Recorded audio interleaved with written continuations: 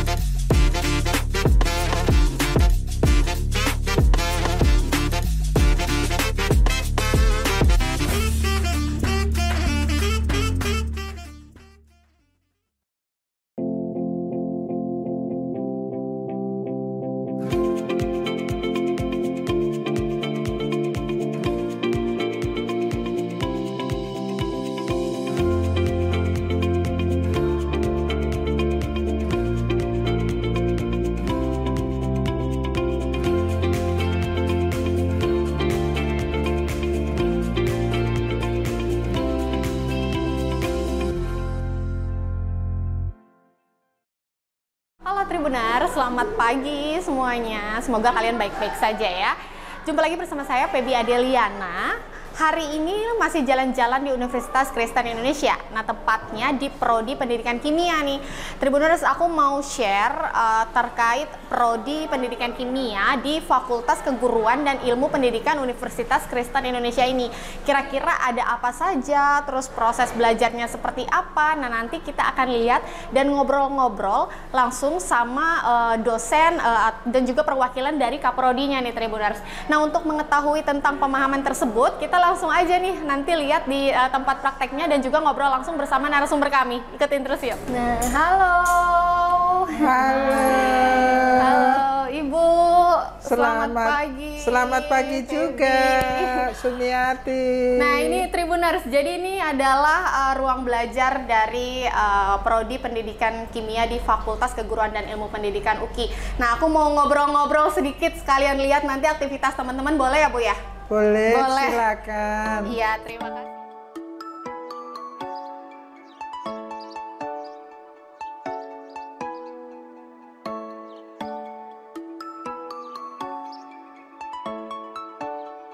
Nah, Tribuners, ini sekarang saya sudah bersama Ibu Sumiati sebagai dosen pembina HMPS atau juga mewakili Kaprodi Pendidikan Kimia di Fakultas Keguruan dan Ilmu Pendidikan Universitas Kristen Indonesia, Bu. Nah, Bu, ini kan ngomong-ngomong kita bahas soal Prodi Pendidikan Kimia ya. Yeah. Ibu boleh ceritain sedikit nggak sih tentang Prodi Pendidikan Kimia di UKI ini seperti apa? Baik, terima kasih. Jadi Prodi Pendidikan Kimia itu mulai beroperasional secara formal pada 9 Desember 2015, itu sesuai dengan terbitnya izin operasional dari Kementerian Pendidikan dan Kebudayaan, Ristek dan Teknologi. Semakin berkembang, maka pada tahun 2021 Prodi Pendidikan Kimia memperoleh akreditasi baik sekali. Oke, berarti tadi dari 2015 ke 2021 sudah akreditasi baik sekali ya, Bu ya? Iya. Prosesnya 6 tahun cukup singkat ya, Bu ya? Iya. Oke, ini ngomong-ngomong kalau dalam waktu yang singkat 6 tahun pasti kan ada penunjangnya, Bu. Betul. Itu mungkin dari keunggulannya itu seperti apa sih, Bu? Jadi mengapa Prodi Pendidikan Kimia itu menjadi baik sekali? Yang pertama, Prodi Pendidikan Kimia kurikulumnya itu disusun berdasarkan Kerangka Kerja Nasional Indonesia yang disebut biasanya KKNI. Selain itu, Prodi Pendidikan Kimia juga memiliki laboratorium kimia, juga memiliki ruangan-ruangan, ada ruang hibrida dan ruang biasa yang disertai dengan perlengkapan-perlengkapan, papan tulis dan supaya nyaman juga diberi AC. Selain itu, dosen Pikema, dosen Pikema itu dosen pembimbing kegiatan mahasiswa, di mana dosen tersebut harus standby setiap saat ada mahasiswa yang ingin berkonsultasi, ingin mengadukan ada masalah dan sebagainya. Maka dosen Pikema tersebut di Prodi Pendidikan Kimia selalu siap untuk melayani mahasiswa. Di samping itu juga fasilitas yang ada di Prodi Pendidikan Kimia juga didukung oleh fasilitasnya UKI seperti game misalnya, ada asrama mahasiswa Jab Tian Hin, terus juga ada organisasi kemahasiswaan yang disebut HMPS, Himpunan Mahasiswa Program Studi. Nah, di situ banyaklah segudang aktivitas. Nah, artinya untuk mendapatkan status akreditasi baik sekali tadi penunjangnya tidak hanya dari satu sisi saja ya Bu ya, tapi juga banyak tadi dari fasilitasnya juga, kemudian dari aktivitasnya. Tapi kalau kita bicara kurikulum nih Bu, kurikulum di pendidikan kimia sendiri seperti apa sih? Prodi Pendidikan Kimia memiliki kurikulum yang terdiri dari ada mata-mata kuliah yang memang dikelola oleh pusat itu artinya dari rektorat. Ada yang dikelola oleh fakultas, ada yang memang dikembangkan langsung oleh Prodi Pendidikan Kimia. Nah, di dalam melakukan pelaksanaan perkuliahan terdiri dari tatap muka, kemudian ada praktikum seperti saya sampaikan tadi bahwa belajar kimia itu adalah belajar teori dan belajar proses. Jadi untuk supaya bisa paham maka anak-anak harus paham proses kimia itu seperti apa. Nah, ini anak-anak kan sedang melihat ada perubahan zat perubahan warna dari larutan, asam dan basa pada pH tertentu. Nah, itu anak-anak harus tahu persis Bu. Harus paham ya harus Bu, ya? paham kenapa kok tadinya jernih tiba-tiba menjadi merah seperti yang ada sedang dikerjakan oleh anak kami. Iya, ini teman-teman lagi praktek semua ya Bu ya? Iya, sedang praktek ini. Karena ini berkelompok, ini tadi ada satu kelompok 3 orang.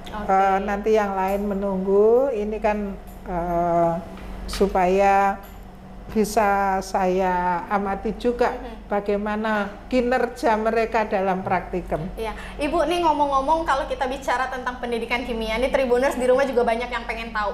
Sebetulnya yang menarik apa Bu? Karena kan kalau kita ngomongin kimia tadi seperti Ibu bilang pembelajarannya juga harus praktek, harus anak-anak harus mengerti. Itu pusing Bu kalau yang nggak ngerti mungkin ya. Tapi sebetulnya seperti apa sih Bu sisi menariknya dari pendidikan kimia Bu? Nah, ini ada sesuatu di Prodi Pendidikan Kimia di UKI ini. Sesuatunya itu akan saya sampaikan bahwa belajar kimia itu sebetulnya belajar mengenai kehidupan. Mengapa? Karena di lingkaran kita di rumah pun, di sekeliling hidup kita itu sebetulnya zat-zat kimia, produk. Misalnya kita makan roti saja. Kenapa roti itu dari tepung bisa berkembang? Itu karena ada soda kue. Soda kue itu apa? Soda kue itu rumusnya NaHCO3. Nah, oleh karena itu baru sebagai contoh. Masih banyak produk-produk lain. Nah, oleh karena itu di Prodi Pendidikan Kimia UKI anak-anak kita ajak untuk memproduk, menghasilkan sebagai belajar wirausaha di bidang kimia, seperti membuat selai, membuat yogurt, membuat sabun lidah buaya. Nah, pernah membuat lilin aromaterapi. Nah, itu kan produk kimianya. Produk pendidikan kimianya adalah anak-anak itu menjual jasa, istilahnya menjual jasa. Karena anak-anak melatih siswa SMA, ayo Dek, mari kita belajar. Gampang banget ini membuat sabun begini. Dan sudah kita lakukan melalui roadshow, melalui PKM, memanggil anak-anak SMA untuk ke UKI. Kemudian anak-anak UKI ini, mahasiswa kami, diminta untuk melatih di sekolah dalam rangka pengabdian kepada masyarakat. Oke Bu, berarti kalau aku tangkap di sini anak-anak di UKI tidak hanya diminta untuk paham dan mengerti, tapi mereka juga diarahkan untuk mandiri dan tadi terlatih berwirausaha juga gitu ya Bu ya? Iya, betul. Berarti mereka membuat produk juga Bu? Membuat produk. Iya, membuat produk. Membuat produk seperti tadi ya, lilin aromaterapi yang kemudian akhirnya dipasarkan atau? Dipasarkan. Memang pertama kali kita sebagai contoh kemarin ini yang baru saja terjadi, kami membuat sabun cuci piring, membuat sabun cuci tangan. Lalu kita masukkan ke dalam botol kecil-kecil, kita bagi-bagi. Ya dibagi-bagi tujuannya apa? Supaya para dosen dan mahasiswa mencoba. Setelah mencoba memberikan evaluasinya. Oh ini ternyata banyak saran. Misalnya, oh alangkah bagusnya kalau aromanya jeruk nipis, alangkah bagusnya kalau aromanya apel dan sebagainya. Nah itu masukan tersebut kita gunakan sebagai untuk menyempurnakan hasil. Akhirnya mereka juga menjadi lebih inovatif ya Bu ya? Betul, lebih inovatif dan adaptif juga. Karena sekarang perkembangan teknologi yang berbasiskan lingkungan dan kewirausahaan sedang digalakkan oleh pemerintah. Oleh karena itu di UKI ini benar-benar mengadopsi apa-apa yang sedang dikembangkan. Jadi jangan sampai kita ketinggalan.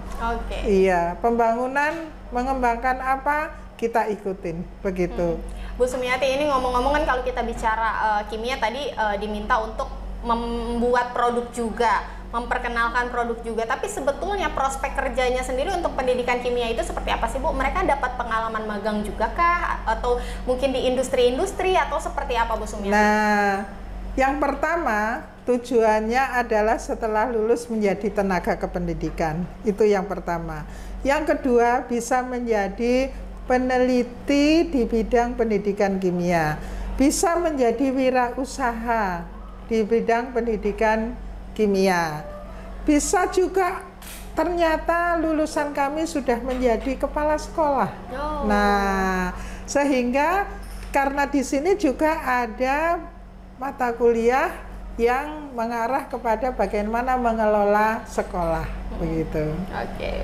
Ini kan kita bicara hasil berarti ya Bu ya? Iya. Hasil lulusan dari Prodi Pendidikan Kimia di Fakultas Keguruan dan Ilmu Pendidikan UKI. Tapi kalau kita ngomongin ke arah sana Bu, pasti ada prestasi dong. Ya. Nah, aku dengar katanya ada mahasiswa yang ikut pertukaran pelajar juga. Itu seperti apa Bu Sumiati? Jadi ada yang sudah mengikuti pertukaran pelajar mahasiswa, tapi masih di dalam negeri. Baru akan rencana ke internasional luar negeri. Anak tiga orang ini sudah mengikuti pertukaran mahasiswa ya? Mahasiswa. Samuel di Medan, kemudian Veliana di Papua, kemudian Militan di Lombok. Oke, berarti ini mereka bertiga adalah yang kemarin berangkat juga keluar kota? Iya, yang baru periode kemarin mengikuti PMM. Oke, wah, nanti kita boleh izin wawancara dong Bu, ngobrol-ngobrol sama teman-teman ya Bu ya? Boleh, dan perlu Ibu ketahui juga bahwa di sini mahasiswa juga mengikuti kegiatan penelitian dan pengembangan. Bahkan sudah menghasilkan penelitian tentang virtual laboratorium. Nah, ini namanya laboratorium yang beneran. Virtual laboratorium itu adalah laboratorium yang dengan menggunakan alat.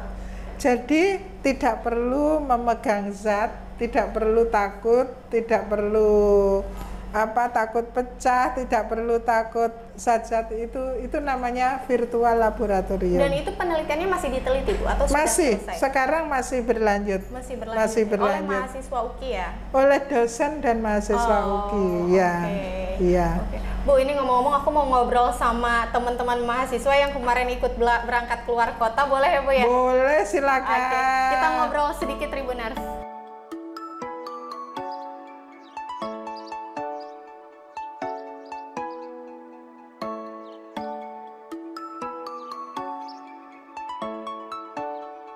Ini dia Tribuners. Jadi kemarin kalian bertiga itu yang berangkat keluar kota untuk pertukaran mahasiswa ya? Ini boleh kenalan gak sih dengan siapa, mungkin boleh dikenalkan? Kenalin, nama saya Samuel Besi Ruben.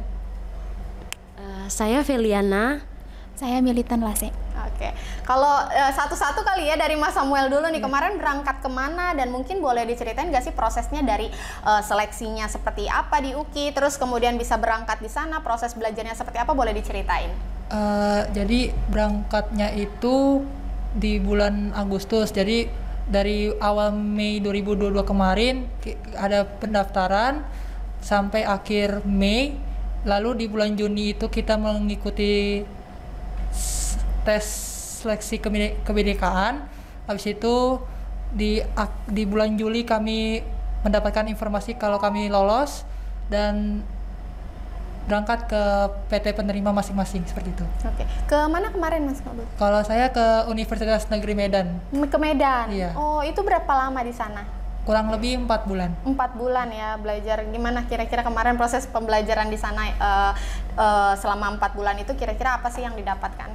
Cukup menyenangkan dan cukup kaget juga karena pertama kali offline di kampus penerima, terus menambah relasi di PT penerima dan lebih mengenal budaya-budaya yang ada di Medan seperti itu. Oke, mungkin kalau dari Mbak Feli boleh diceritain juga. Ya baik, terima kasih. Jadi kami bertiga mengikuti program pertukaran mahasiswa merdeka yang dicanangkan oleh Menteri Pendidikan, dan saya di sini mengikuti program pertukaran mahasiswa merdeka tepatnya di Papua, Provinsi Papua Barat di Manokwari. Nah, saya berangkat di bulan Agustus. Nah, kami mendapatkan pengumuman lolos seperti yang disampaikan oleh Samuel itu di bulan Juni. Kemudian di bulan Agustus kami berangkat ke PT kami masing-masing, perguruan tinggi maksudnya. Nah, jadi kami di sana selama 1 semester. Nah, berbagai banyak kegiatan di pertukaran mahasiswa merdeka.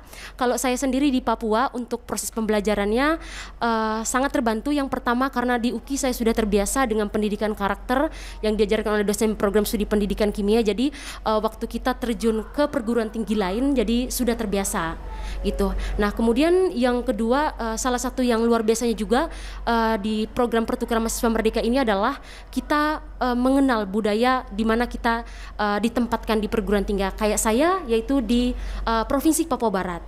Nah, yang lebih luar biasanya lagi, kami ada kegiatan Modul Nusantara. Okay. Nah, di Modul Nusantara itu kegiatannya di hari Sabtu dan Minggu setelah kami ibadah. Ya, jadi kurang lebih seperti itu untuk pengalaman saya selama saya di Provinsi Papua Barat di Manokwari. Okay. Terima kasih. Mungkin boleh next. Baik, terima kasih kesempatannya. Sebelumnya sebenarnya kegiatan yang saya ikuti juga sama dengan teman-teman, yaitu pertukaran mahasiswa, cuman bedanya itu penempatannya sih. Kalau saya mungkin keterimanya di Universitas Mataram, tepatnya di Lombok. Sebenarnya bedanya dari teman-teman sih sebenarnya mungkin pemberangkatan doang sih. Kalau ya ada yang pemberangkatannya di akhir bulan Agustus, ada juga yang di tengah. Saya jatuhnya di tengah Agustus. Nah, untuk kegiatan selama ikut PMM tentunya asik sih menurut saya, asik banget malahan. Jadi di sana itu benar-benar melatih kita untuk membangun relasi, baik itu ke PT penerima maupun ke teman-teman yang emang benar-benar dari seluruh Indonesia, yang benar-benar dari daerah tertinggal sampai emang benar-benar dari kota. Jadi itu benar-benar membelajarkan kita bahwa relasi itu penting sih menurut saya. Kemudian yang kedua, pengalaman yang luar biasa juga tentang pengalaman budaya-budaya. Jadi budaya di Indonesia itu unik banget sih menurut saya. Jadi benar-benar dari cerita-cerita mereka rupanya Indonesia itu kaya akan budaya. Kemudian selain dari itu juga selama ikut kegiatan kampus Merdeka, yaitu pertukaran mahasiswa, saya benar-benar dibantu pembelajarannya benar-benar terbantu dari kegiatan yang sudah terimplementasi dari UKI gitu. Mungkin kegiatan di UKI itu benar-benar kegiatan yang memang benar-benar menuntut siswa itu harus aktif, kemudian tugasnya harus berbasis proyek, dan itu selama ikut PMM benar-benar terbantu sih menurut saya, dan saya senang bisa membantu teman-teman yang lain apa pengalaman yang saya dapat selama di UKI. Mungkin itu dari saya.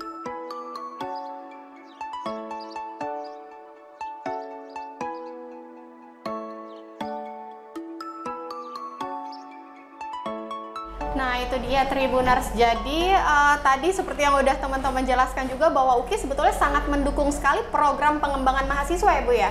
Iya, Betul. dengan berbagai program tadi, tapi dari banyaknya mungkin mahasiswa di UKI, beberapa diantaranya tadi yang sudah ikut pertukaran tidak hanya dari luar kota saja, tapi yang pertukaran ke luar negeri kira-kira ada juga nggak sih Bu? Untuk pertukaran ke luar negeri sedang kita program. Jadi next ya? Iya, rencananya akan ke Jerman. Wow, iya. Keren sekali. Berarti nextnya ya Bu ya? Iya, selama 4 bulan. Bu, ini satu lagi ngomong-ngomong, mungkin kalau ada adik-adik di rumah yang mau masuk ke prodi pendidikan kimia, kira-kira ada yang mau disampaikan nggak Bu? Wah, kalau ada yang di rumah kepengen mau masuk ke pendidikan kimia, silakan. Kami sangat welcome dan kami akan temani adik-adik untuk belajar, dan jangan khawatir, jangan takut bahwa belajar kimia itu menyenangkan. Dosen-dosen di sini juga baik-baik, selalu membimbing, melayani, dan prinsip kita kan melayani bukan dilayani. Oleh karena itu jangan khawatir, marilah rame-rame untuk belajar di prodi pendidikan kimia, mengingat bahwa di dalam kita hidup bersama kimia. Jadi lingkungan kita hidup adalah bersama kimia. Tidak menakutkan tetapi mengasikkan, menyenangkan begitu sebetulnya. Belajar kimia asik sekali. Kita pakai lipstik, itu kan bahan kimia. Mengapa bisa ada warna merah? Warna merahnya misalnya zat warna merah ya. Kita bedakan juga itu zat kimia agar kita dapat memilih bahan-bahan atau produk-produk yang memang kimianya itu aman. Ya, melalui belajar pendidikan kimia masa depan kita lebih aman. Ya. Itulah dia. Jadi artinya belajar kimia tidak selalu membosankan ya Bu ya. Oh iya. Tapi juga bisa menjadi mengasihkan tentunya dengan didukung program-program yang kreatif dan inovatif tadi. Sehingga anak akan tumbuh kreativitasnya karena bukan hanya belajar teori, tetapi belajar proses kimia dan bukan hanya meniru, bahkan kita dilatih untuk bagaimana sih menghasilkan, menyampaikan ide gagasan baru. Gitu. Baiklah Bu Sumiati, ini seru sekali rasanya, tapi nggak sudah-sudah nih kita kalau diterusin karena pasti akan panjang. Kita sudahi dulu Bu sesi wawancara hari ini. Mudah-mudahan nanti next kesempatan bisa ketemu teman-teman dari UKI lagi ya Bu ya. Silakan, terima kasih. Iya Tribuners, itu dia sesi wawancara kita hari ini. Mudah-mudahan bisa memberi pengetahuan kalian nih yang lagi mencari referensi tempat untuk berkuliah. Untuk video kali ini kita sudahi dulu, tapi jangan khawatir karena besok kita akan menyajikan video-video lain yang tentunya lebih menarik. Untuk hari ini kami ucapkan terima kasih. Saya Feby Adeliana pamit undur diri. Wassalam, terima kasih.